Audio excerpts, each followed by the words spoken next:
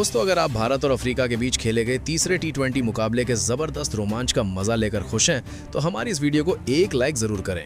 दोस्तों, आज भारत और साउथ अफ्रीका के बीच तीसरा टी20 मैच खेला गया और ये मुकाबला आखिरी गेंद तक रोमांच से भरपूर रहा।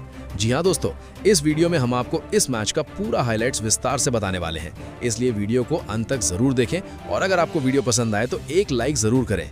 दोस्तों, हमारा लाइक टारगेट है पूरे 1000 लाइक्स। दोस्तों, ये शानदार मुकाबला धर्मशाला के खूबसूरत क्रिकेट स्टेडियम में खेला गया, जहां ठंडी हवाओं और तेज उछाल वाली पिच ने गेंदबाजों को शुरुआत से ही खूब मदद दी। भारतीय टीम के कप्तान सूर्य कुमार यादव ने टॉस जीतते ही बिना किसी देरी के पहले गेंदबाजी करने का फैसला लिया। उनका यह फैसला बिल्कुल सटीक साबित हुआ, क्योंकि भारतीय गेंदबाजों ने शुरुआती ओवरों में ही साउथ अफ्रीका की बल्लेबाजी की कमर तोड़ कर रख दी। साउथ अफ्रीका की ओर से पारी की शुरुआत करने के लिए क्विंटन डी कॉक और रीजा हेंड्रिक्स मैदान पर उतरे। भारत की तरफ से पहला ओवर डालने की जिम्मेदारी संभाली अर्शदीप सिंह ने। अर्शदीप ने अपनी पहली ही कुछ गेंदों में ये साफ कर दिया कि आज बल्लेबाजों को रन बनाना बिल्कुल आसान नहीं होने वाला। उन्होंने लगातार 2 आउटस्विंग गेंदें डाली, जिससे रीजा हेंड्रिक्स को संभल कर खेलना पड़ा। लेकिन चौथी गेंद पर अर्शदीप ने कमाल की चाल चली। ये गेंद अच्छी लेंथ पर मिडिल और लेग स्टंप के आसपास पिच हुई और अचानक अंदर की ओर आ गई। गेंद सीधे रीजा के पैड्स पर जा लगी। अर्शदीप और भारतीय खिलाड़ियों ने जोरदार अपील की और अंपायर ने तुरंत उंगली उठा दी। रिप्ले में साफ नजर आया कि बल्ले का कोई संपर्क नहीं था। गेंद लाइन में पिच हुई थी, इंपैक्ट भी लाइन में था और गेंद सीधी लेग स्टंप से टकराने वाली थी। ये भारत की तरफ से एक बिल्कुल सही और शानदार फैसला साबित हुआ। रीजा हेंड्रिक्स बिना खाता खोले ही पवेलियन लौट गए। साउथ अफ्रीका को पहले ही ओवर में बड़ा झटका लग चुका था। इसके बाद दूसरे ओवर में गेंदबाजी की जिम्मेदारी संभाली हर्षित राणा ने। सामने थे अनुभवी बल्लेबाज क्विंटन डी कॉक। हर्षित राणा ने राउंड द विकेट आकर लेंथ पर गेंद डाली, जो अचानक अंदर की ओर आई। डी कॉक इस गेंद को बिल्कुल समझ नहीं पाए और गेंद उनके पैड्स पर जा लगी। हर्षित ने तुरंत अपील की और अंपायर ने एक बार फिर उंगली उठा दी। डी कॉक ने एक पल के लिए कप्तान एडन मार्करम से चर्चा की, लेकिन रिव्यू लेने का फैसला नहीं किया। बाद में रिप्ले में साफ दिखा कि गेंद लेग स्टंप को हल्का सा छू रही थी। अंपायर का फैसला पूरी तरह सही था। सिर्फ 1 रन के कुल स्कोर पर साउथ अफ्रीका के दोनों ओपनर पवेलियन लौट चुके थे। अब क्रीज पर आए कप्तान एडन मार्करम और युवा बल्लेबाज डेवॉल्ट ब्रेविस। तीसरे ओवर में मार्करम ने थोड़ा आत्मविश्वास दिखाया और अर्शदीप सिंह की एक गेंद को मिड ऑफ की दिशा में खेलते हुए शानदार चौका लगाया। ये साउथ अफ्रीका की पारी का पहला चौका था और ऐसा लगा कि शायद अब टीम संभलने की कोशिश करेगी, लेकिन ये राहत ज्यादा देर तक टिक नहीं सकी। चौथे ओवर में हर्षित राणा ने एक बार फिर कहर बरपा दिया। उन्होंने ऑफ स्टंप के बाहर फुल लेंथ गेंद फेंकी। ब्रेविस ने ड्राइव खेलने की कोशिश की, लेकिन ये शॉट उनकी गलती साबित हुआ। गेंद ने बल्ले का अंदरूनी किनारा लिया और सीधे जाकर लेग स्टंप से टकरा गई। करीब 144 किलोमीटर प्रति घंटे की रफ्तार से आई इस गेंद ने ब्रेविस की सारी उम्मीदों पर पानी फेर दिया। ब्रेविस सिर्फ 2 रन बनाकर पवेलियन लौट गए। इस विकेट के बाद हर्षित राणा जोश और आत्मविश्वास से लबरेज नजर आए, क्योंकि उन्होंने एक और खतरनाक बल्लेबाज को आउट कर दिया था। पावर प्ले के अंदर ही साउथ अफ्रीका के 3 विकेट गिर चुके थे और स्कोर था महज 7 रन। टीम पूरी तरह दबाव में आ चुकी थी। इसके बाद बल्लेबाजी के लिए ट्रिस्टन स्टब्स मैदान पर आए। उसी ओवर में हर्षित राणा ने बेहद सटीक और कसी हुई गेंदबाजी करते हुए सिर्फ 4 रन ही दिए। अगले ओवर में अर्शदीप सिंह ने भी अपनी शानदार लाइन और लेंथ बनाए रखी और इस ओवर में सिर्फ 3 रन ही खर्च किए। 5 ओवर पूरे होने तक साउथ अफ्रीका का स्कोर था 14 रन पर 3 विकेट। भारतीय तेज गेंदबाजों ने जिस तरह का अनुशासन, आक्रामकता और मैच की समझ दिखाई, उसने मुकाबले की दिशा लगभग तय कर दी थी। धर्मशाला की तेज पिच पर भारत ने गेंद से ऐसा दबाव बनाया कि साउथ अफ्रीका की टीम शुरुआत से ही पूरी तरह बैकफुट पर चली गई। 5 ओवर पूरे होने के बाद ही साउथ अफ्रीका की स्थिति काफी खराब नजर आ रही थी और छठे ओवर में भी दबाव कम होने का नाम नहीं ले रहा था। गेंद हर्षित राणा के हाथ में थी और सामने साउथ अफ्रीका के कप्तान एडन मार्करम मौजूद थे। इस ओवर में साउथ अफ्रीका को थोड़ी सी राहत जरूर मिली। मार्करम ने एक गेंद पर बेहतरीन टाइमिंग दिखाते हुए मिड विकेट की दिशा में शानदार चौका जड़ा। गेंद थोड़ी धीमी थी, लेकिन मार्करम ने इस मौके को बिल्कुल नहीं छोड़ा। ओवर के आखिरी हिस्से में एक और बाउंड्री आई, जिससे रन रेट को थोड़ा सहारा मिला। इस ओवर में कुल मिलाकर साउथ अफ्रीका ने 11 रन जोड़ लिए, लेकिन 3 विकेट गिर जाने का दबाव बल्लेबाजों पर साफ दिखाई दे रहा था। पावर प्ले के 6 ओवर खत्म होने के बाद साउथ अफ्रीका का स्कोर था 25 रन पर 3 विकेट और क्रीज पर टिके रहने वाले एकमात्र बल्लेबाज एडन मार्करम ही नजर आ रहे थे। 7वें ओवर में गेंदबाजी की जिम्मेदारी हार्दिक पांड्या को सौंपी गई। हार्दिक ने आते ही अपनी सटीक लाइन और लेंथ से बल्लेबाजों को जकड़ कर रख दिया। इस ओवर की सबसे बड़ी और अहम घटना आखिरी गेंद पर देखने को मिली। हार्दिक ने बाहर की ओर जाती हुई गेंद फेंकी।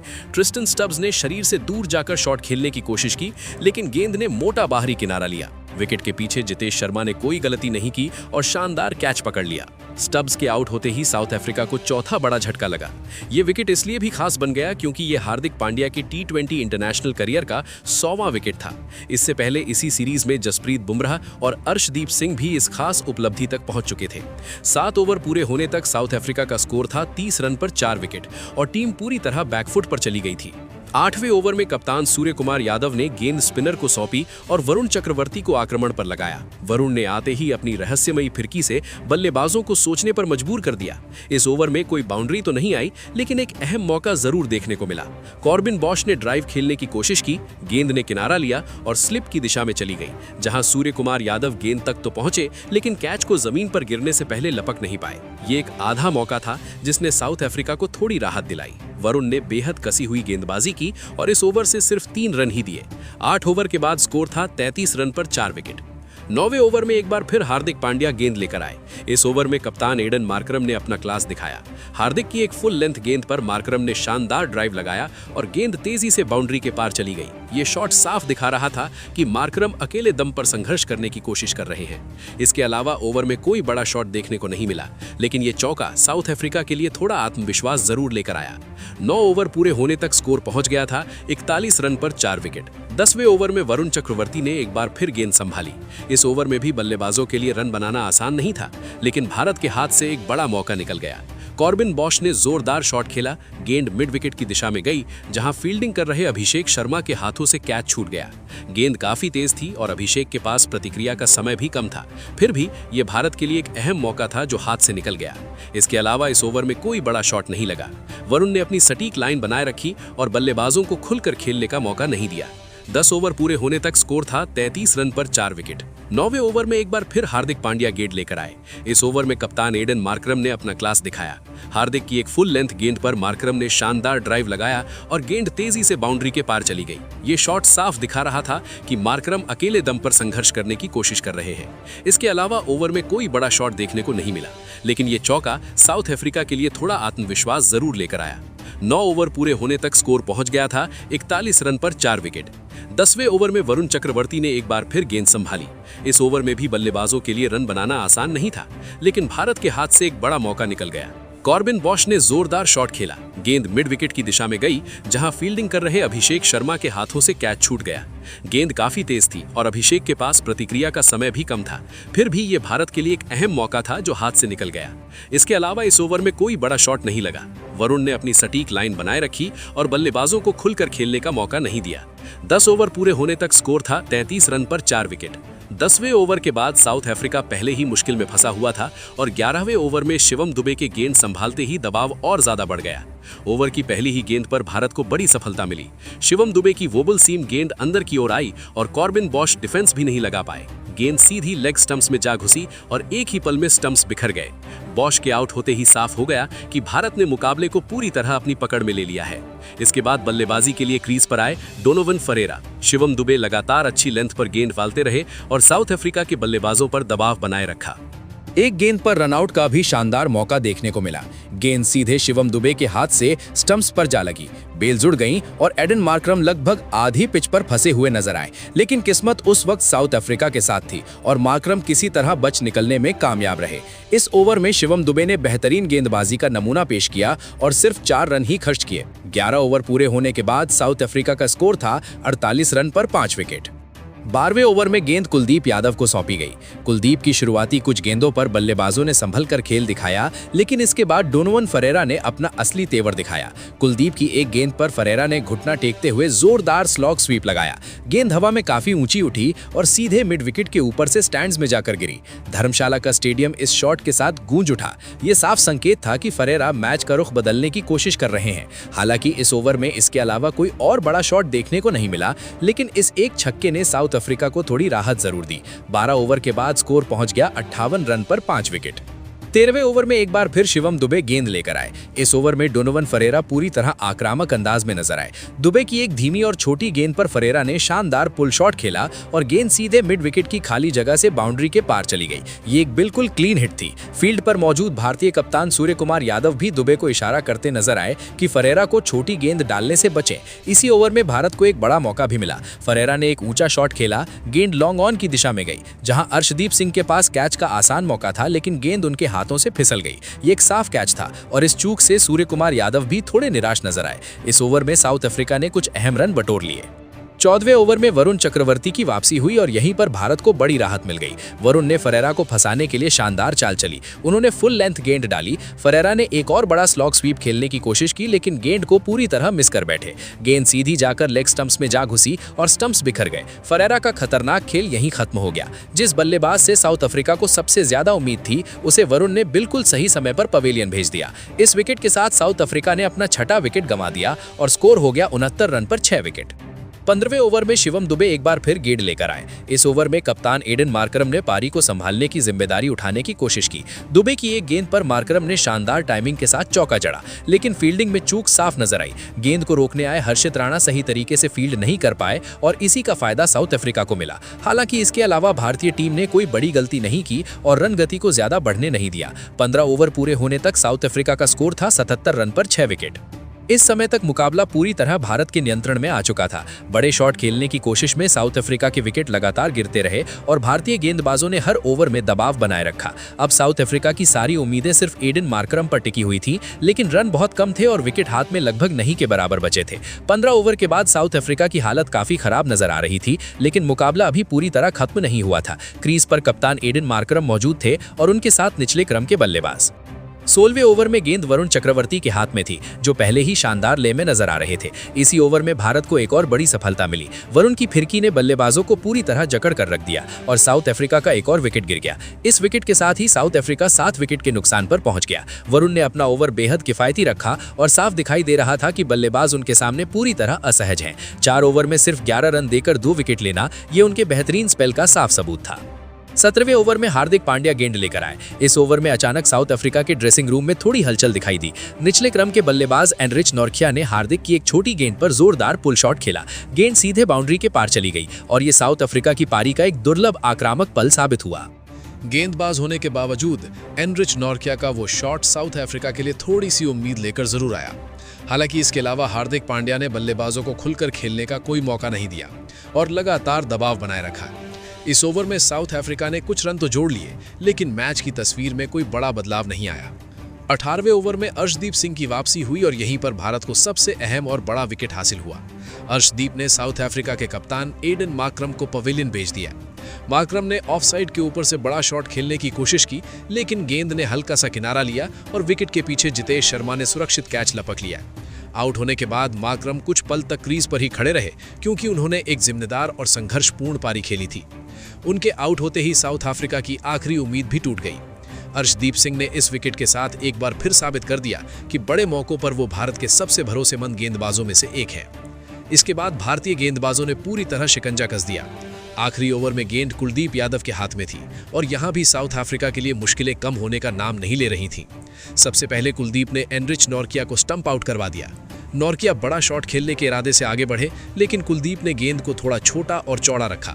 नॉर्किया गेंद को पूरी तरह मिस कर बैठे और जितेश शर्मा ने गजब की फुर्ती दिखाते हुए स्टंप्स बिखेर दिए। ये एक शानदार स्टंपिंग थी। इसी ओवर में एक और विकेट गिर गया।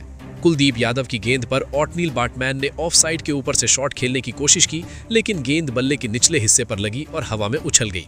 वहां मौजूद कप्तान सूर्य कुमार यादव ने कोई गलती नहीं की और आसान सा कैच पकड़ लिया। इसके साथ ही साउथ अफ्रीका की पारी लगभग पूरी तरह समाप्त हो गई। पूरी पारी के दौरान भारतीय गेंदबाजों ने अनुशासन, धैर्य और आक्रामकता का बेहतरीन मिश्रण दिखाया।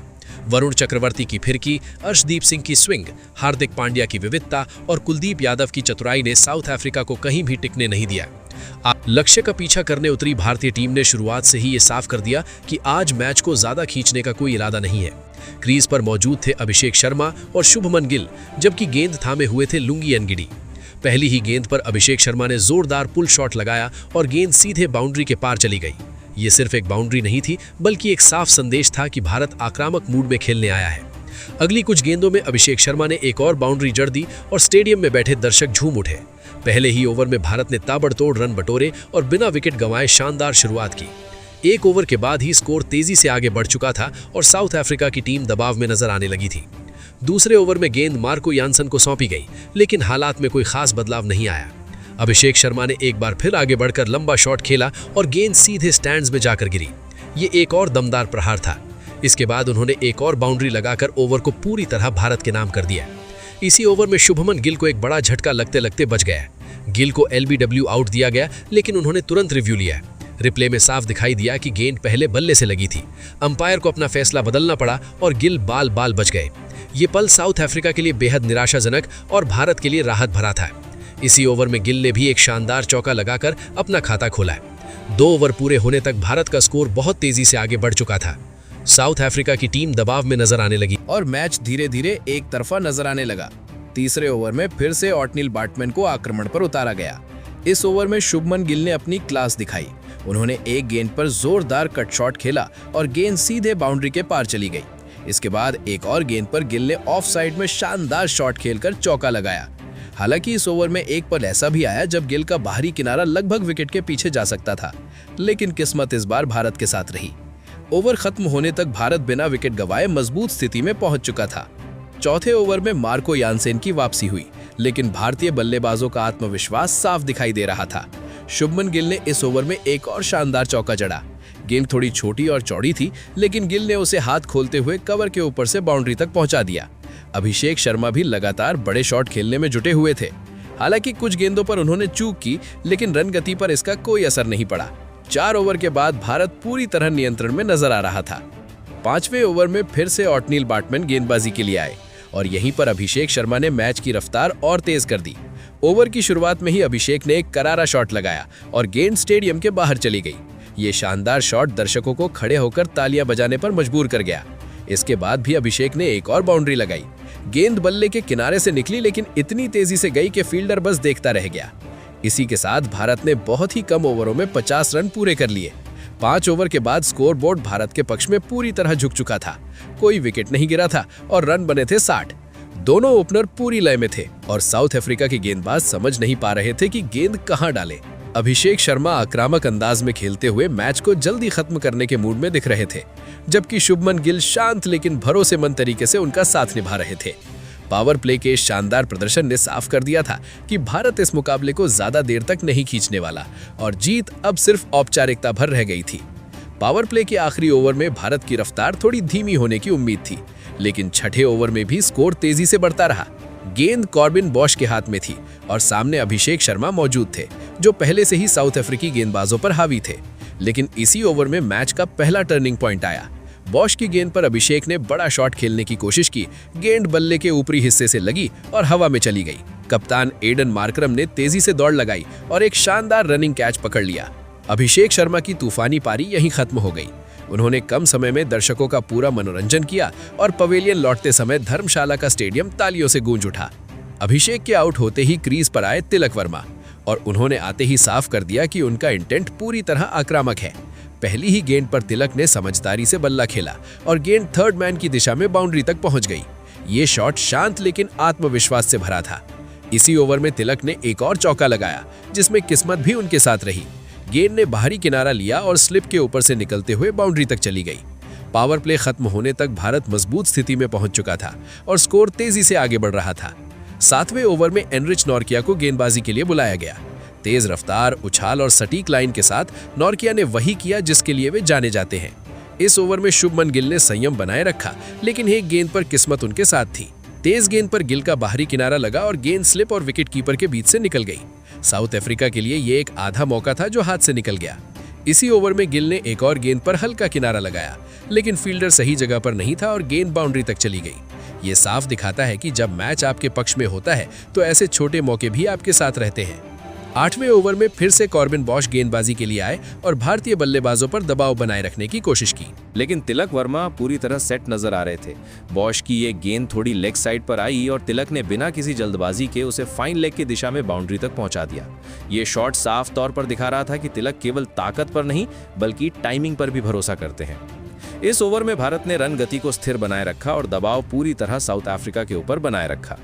9वें ओवर में ऑटनिल बाटमैन गेंदबाजी के लिए आए और इस ओवर में पहली बार ऐसा लगा कि भारत थोड़ी देर के लिए ब्रेक ले रहा था। इस ओवर में कोई बड़ा शॉट देखने को नहीं मिला। शुभमन गिल और तिलक वर्मा दोनों ने समझदारी दिखाई और किसी भी तरह का जोखिम नहीं लिया। भारत पूरी तरह मैच पर नियंत्रण बनाए हुए था। 12वें ओवर में मार्को यानसेन गेंदबाजी के लिए आए और इसी ओवर में साउथ अफ्रीका को थोड़ी राहत मिली। शुभमन गिल जो एक छोर संभाल के खेल रहे थे, अंदर आती गेंद को सही से नहीं पढ़ पाए। बल्ले का अंदरूनी किनारा लगा और गेंद सीधे स्टंप्स में जा घसी। गिल की पारी यहीं खत्म हुई। उन्होंने 28 रन बनाए। ये कोई बड़ी पारी नहीं थी, लेकिन शुरुआत में विकेट गिरने के बाद उन्होंने भारत को स्थिरता दी। गिल के आउट होते ही कप्तान सूर्यकुमार यादव मैदान पर आए और स्टेडियम में शोर गूंज उठा। अगले ओवर में कॉर्बिन बॉश गेंदबाजी के लिए आए और यहीं एक दिलचस्प मोमेंट देखने को मिला। तिलक वर्मा पर जोरदार LBW अपील हुई। बॉश पूरी उम्मीद के साथ DRS ले बैठे, लेकिन रिप्ले में साफ दिखा कि गेंद लेग स्टंप से काफी बाहर पिच हुई थी। अंपायर का फैसला पलट गया और भारत को राहत। ये रिव्यू साउथ अफ्रीका के लिए और निराशा लेकर आया। इसी ओवर में सूर्यकुमार यादव ने अपना खाता खोला और तिलक वर्मा ने फिर अपना संयम बनाए रखा। 14वें ओवर में एनलेच नॉर्खिया की वापसी हुई। इस ओवर में सूर्यकुमार यादव ने आक्रामक होने की पूरी कोशिश की। एक शॉट हवा में गया और ऐसा लगा कि कैच हो सकता है, लेकिन गेंद फील्डर के ठीक सामने गिर गई। ये साउथ अफ्रीका के लिए बड़ा मौका था जो हाथ से निकल गया। इसी ओवर में सूर्यकुमार ने एक और शॉट खेला जिसे शानदार फील्डिंग से बाउंड्री बनने से रोका गया। हालांकि भारत अब भी लक्ष्य के बेहद करीब था। 15वां ओवर मैच का सबसे ड्रामेटिक ओवर साबित हुआ। लुंगी एनगिडी गेंद लेकर आए और ओवर की शुरुआत में सूर्यकुमार यादव ने 2 लगातार चौके जड़ दिए। पहला चौका कवर के ऊपर से और दूसरा पुल शॉट के जरिए मिड विकेट की खाली जगह में गया। ऐसा लगने लगा कि कप्तान अब पूरी तरह लय में है और मैच यही खत्म हो जाएगा। लेकिन अगली ही गेंद पर बड़ा झटका लगा। सूर्यकुमार ने एक और बड़ा शॉट खेलने की कोशिश की। गेंद बल्ले के निचले हिस्से में लगी और हवा में उड़ गई। फाइन लेग पर खड़े ऑटनिल बाटमैन ने शानदार दौड़ लगाकर कैच पकड़ लिया। सूर्यकुमार यादव सिर्फ 12 रन ही बना पाए। उनके आउट होते ही साउथ अफ्रीका को थोड़ी राहत जरूर मिली, लेकिन मैच अब भी भारत की पकड़ में था। इसके बाद शिवम दुबे क्रीज पर आए। पहली 2 गेंदों पर उन्होंने खुलकर नहीं खेला, लेकिन उनका इरादा साफ था।